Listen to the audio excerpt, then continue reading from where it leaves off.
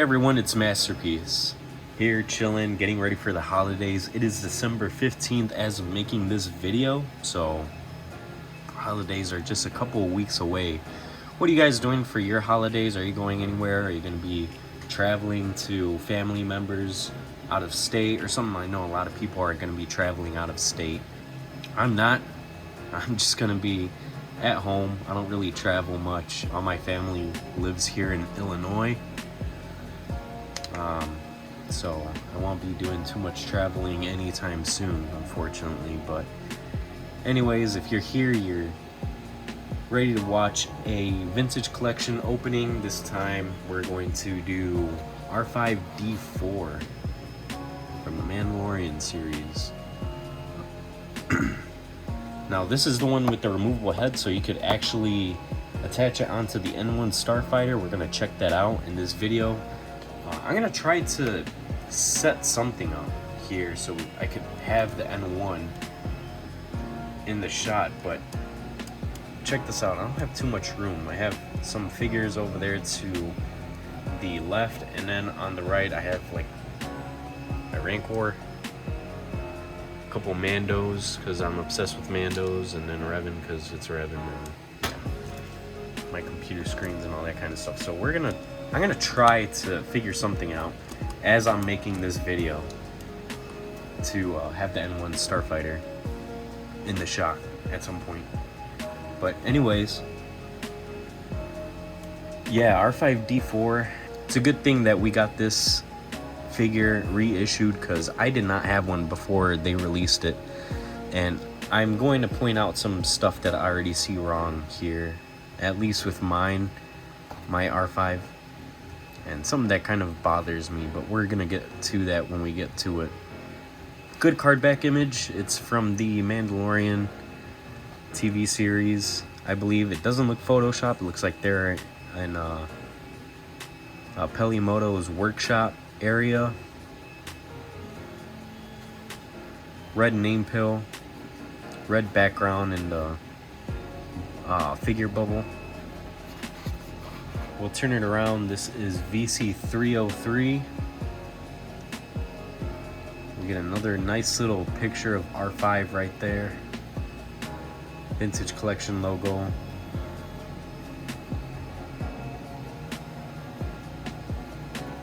Pretty cool. Tension, warning, labels, all the boring stuff right here. All the cool stuff up top. Let's open this up. Alright, R5-D4. Looks great. Good solid figure.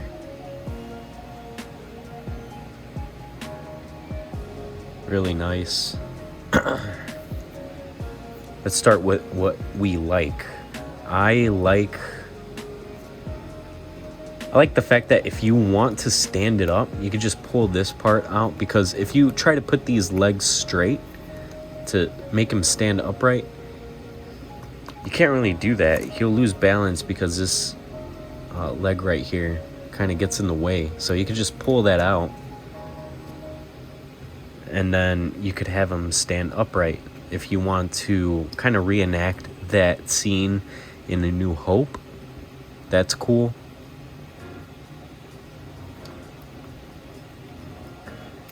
You put the leg back on a certain way.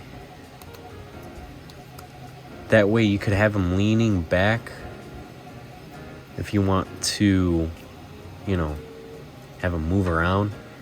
He's got little wheels on the bottom of his feet, I guess you could call them. His Astromech feet. Chopper didn't have that. With Chopper, the legs were just flat, and then instead of another leg, the third leg, it was actually a wheel that actually rotated, which wasn't the end of the world. I mean, the feet from the legs would just glide while the wheel turns in the middle for Chopper. This one, it's nice that they have the little wheels in there, so I think it still pretty much glides across. There's not too much different, but it's something. It helps out.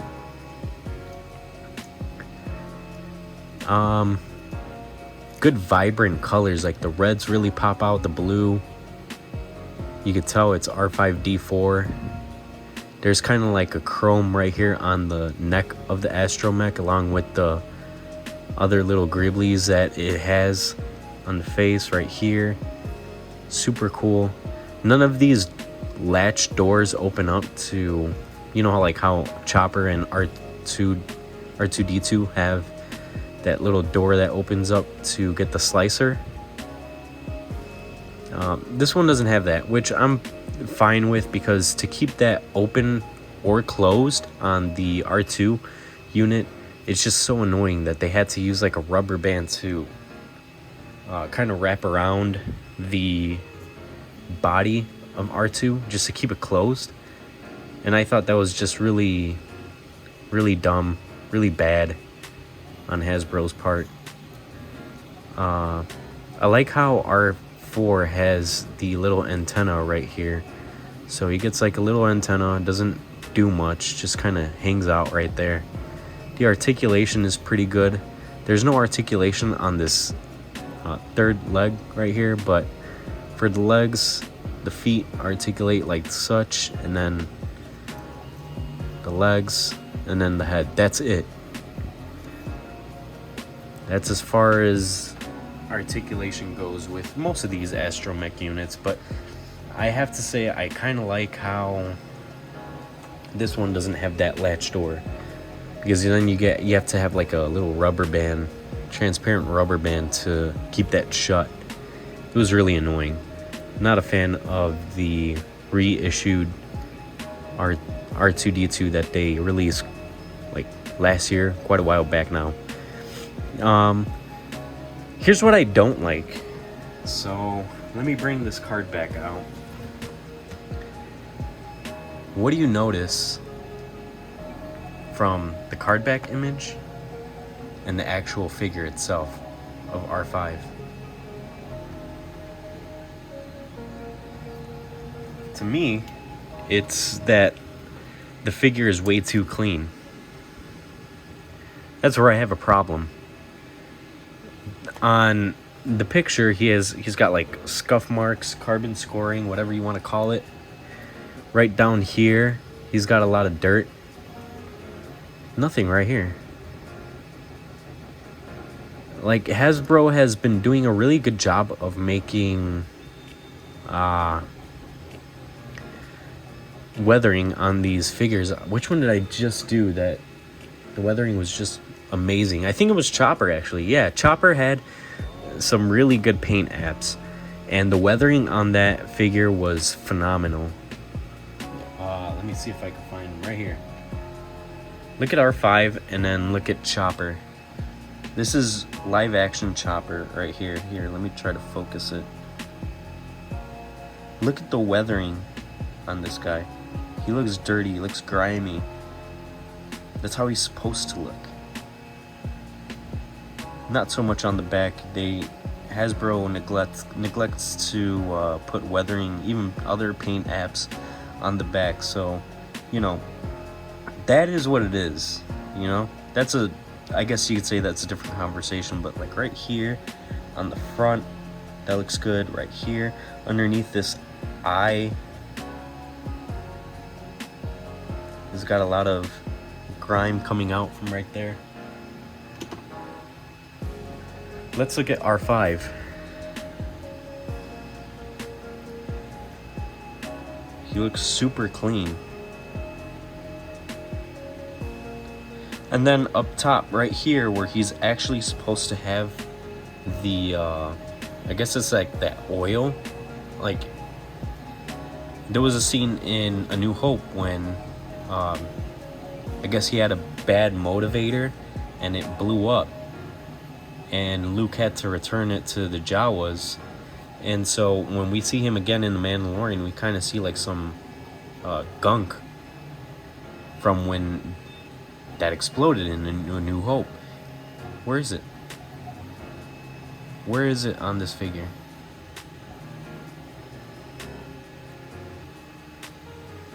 Nowhere. I don't know. Kind of weird. I'm going to have to add a wash on this. It's a little too clean for my liking. Let me try to focus this. Why is it not focusing? There we go. Yeah. It almost, I don't know. It just doesn't look good without the weathering. So I'm definitely going to have to add a wash to it. So somehow I was able to fit the N1 right in front of everything. Hopefully nothing knocks over. But we have little Grogu right there in the cockpit, or where the Astromech is supposed to be. So I'm just gonna pull him out. So as soon as I pulled this out, I remembered that I left some attachments from the N1 at my parents' house. There is an attachment, separate attachment that goes in here. So Grogu has his own, where you could open this up.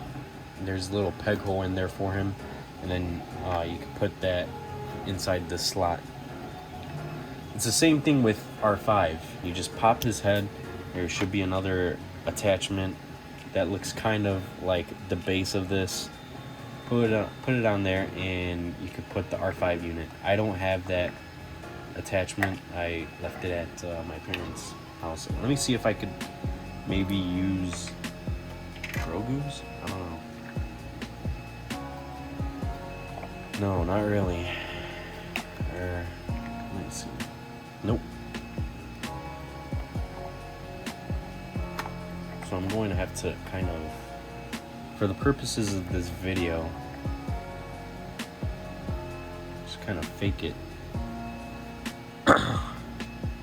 So without that, you can't really have R5 attach onto the N1,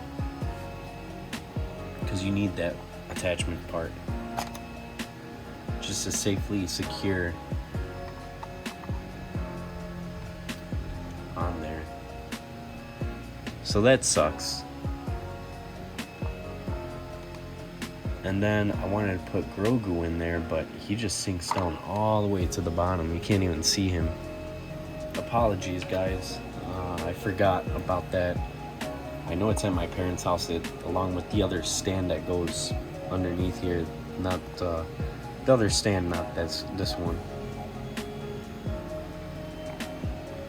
But if you have that stand, you can just attach the R5 head in there. It'll make it easier to rotate. It'll fit the head in perfectly.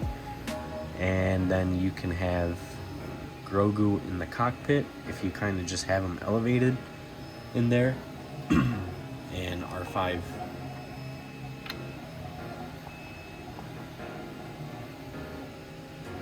let me try something really quick. If I put this here,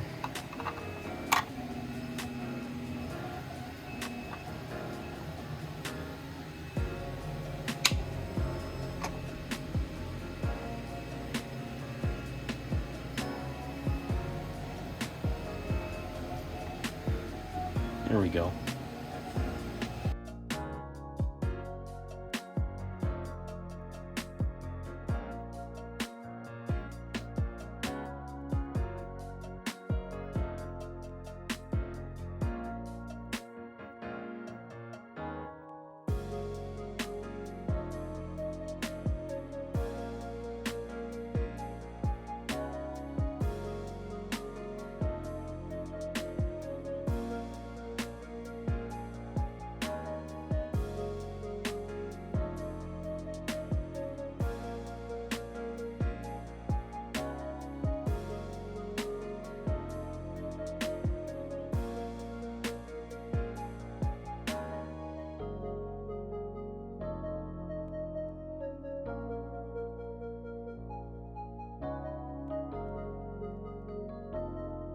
R5-D4.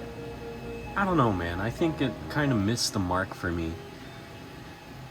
I mean, it's not that hard to reuse a old body mold